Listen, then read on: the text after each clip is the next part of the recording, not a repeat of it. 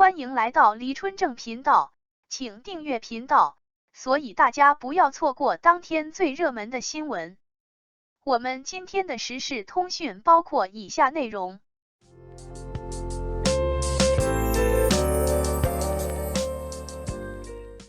乐华年报首秀，王一博光环开始暗淡，杜华想当李佳琦。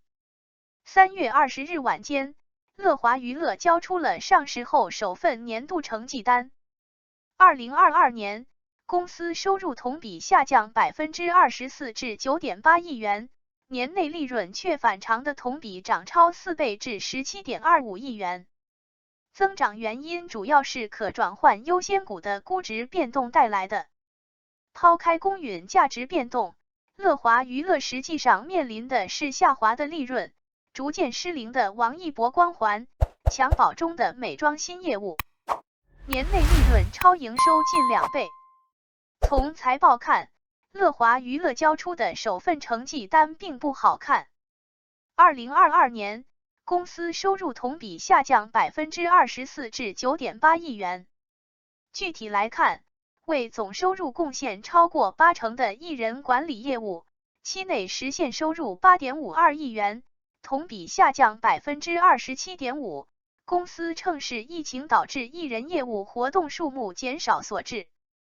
2022年，受到疫情反复的影响，31个处于磋商阶段的项目被终止，估计总合同价值为 1.38 亿元。泛娱乐业务年内收入为3004万元，同比下降 20.7%， 主要受到2022年颁布的偶像选秀禁令影响，使得选秀节目形式转授权产生的收入减少。音乐 IP 制作及运营是公司旗下唯一收入上升的板块，期内营收同比上升 26.8% 至 9860万元，主要是2022年未签约艺人发行数字单曲及专辑的销量增加所致。财报显示，为王一博制作的单曲售出超过200万份，但为黄明昊、朱正廷发行的数字专辑销量却仅有20万。尽管从上市之前就被调侃为王一博概念股的乐华娱乐一直试图去王一博化，但眼下其影响力依旧难以抹除。利润方面也不容乐观，乐华娱乐2022年毛利为 3.63 亿元，同比下降 39.7%， 毛利率仅有 37%， 比2021年同期下降近10个百分点。但奇怪的是，公司年内利润却高达 17.25 亿元，同比大涨 414.5%。对于业绩变动，财报提到主要由于可转换优先股的估值，产生收益 15.82 亿元。对此，有观点分析称，可转换优先股是调整财务数据的一种表现。正常盈利的企业很少采用这种方式，背后可能是企业原来的利润数据并不好看，或者企业经营受到一定影响。可转换优先股的公允价值收益并不能代表企业利润的实际情况。财报显示，公司经调整净利润为 2.67 亿元，同比下降 32.4%。近日，天眼查信息披露，乐华娱乐因通过登记的住所或者经营场所无法联系，被市场监督管理局列入经营异常名录。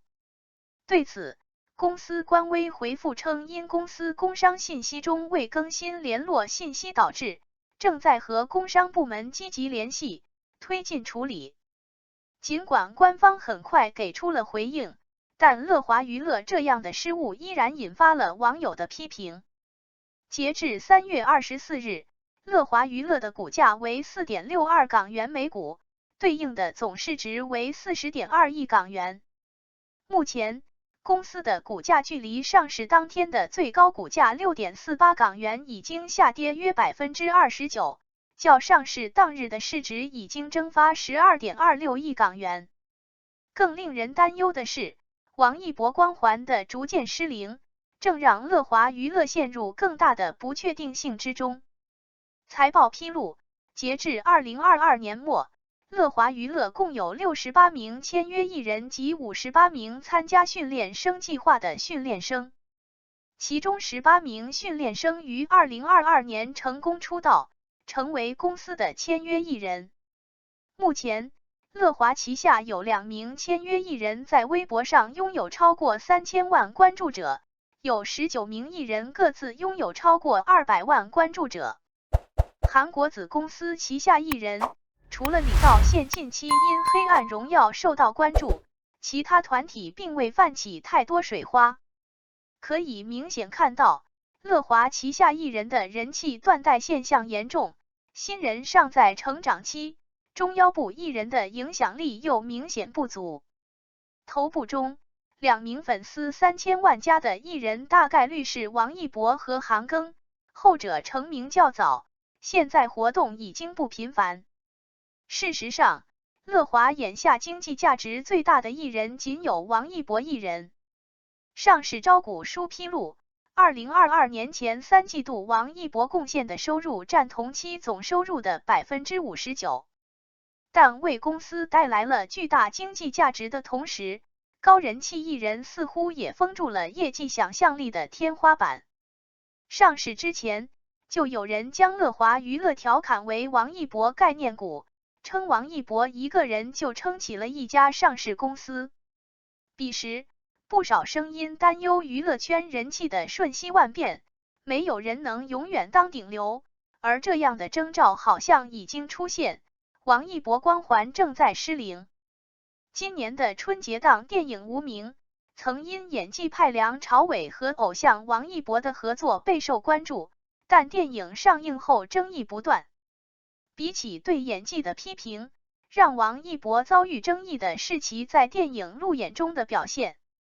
对于所扮演角色和时代背景的问题，王一博一问三不知，表现得无所适从，绝望的文盲一词也由此出圈。今年2月，央视网发表文章批评娱乐圈绝望的文盲现象。两会期间，全国政协委员、中央戏剧学院院长郝荣也提到，演员拼到最后，拼的是文化素养。而即便王一博的人气能一直保持下去，只依靠头部艺人创收的模式也并不良性。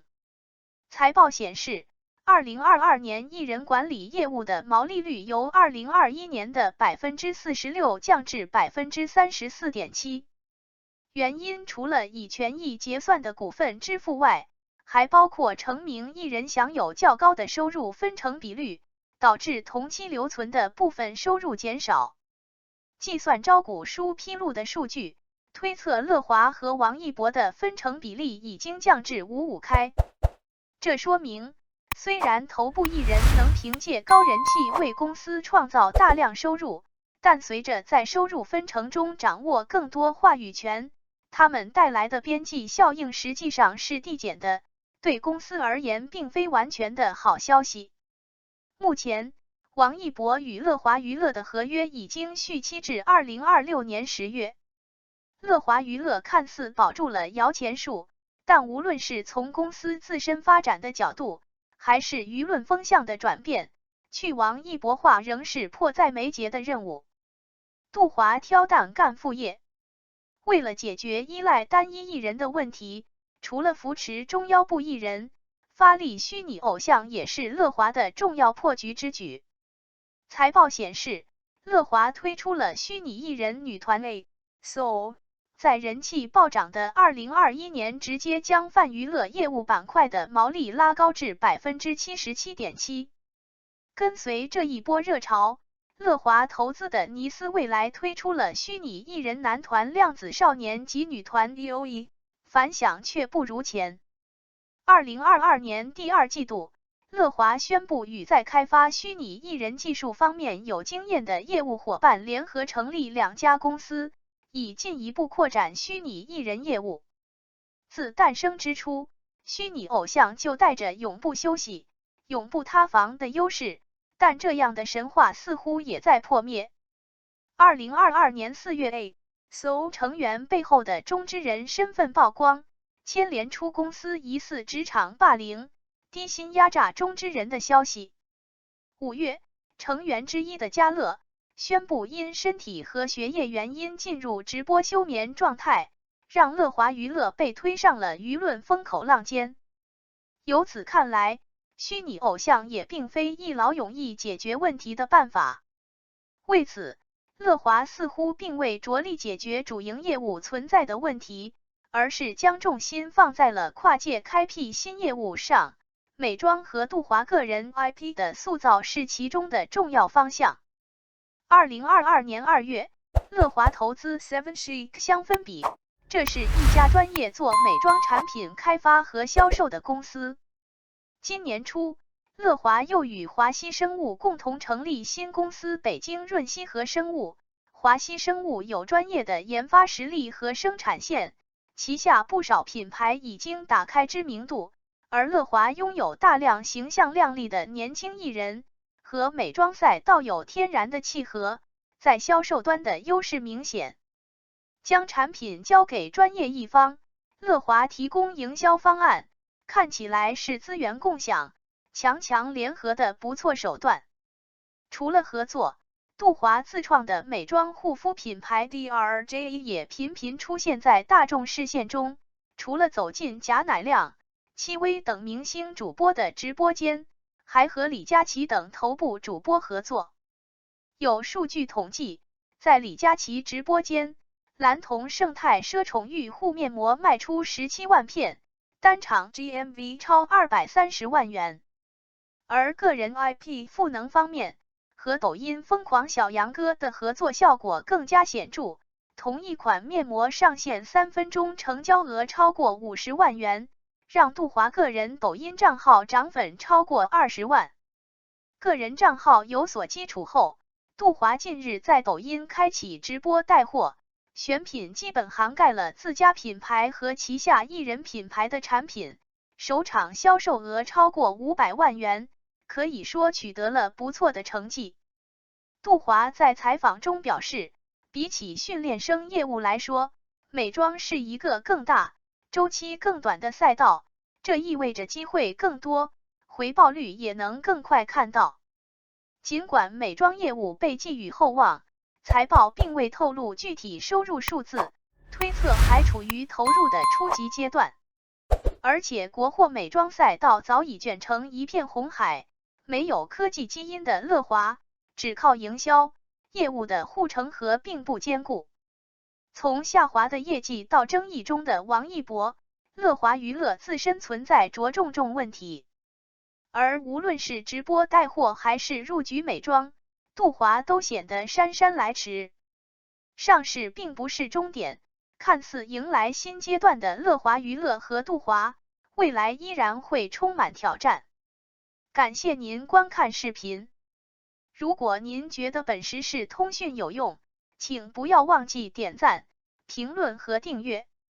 祝您生活愉快，充满活力。再见。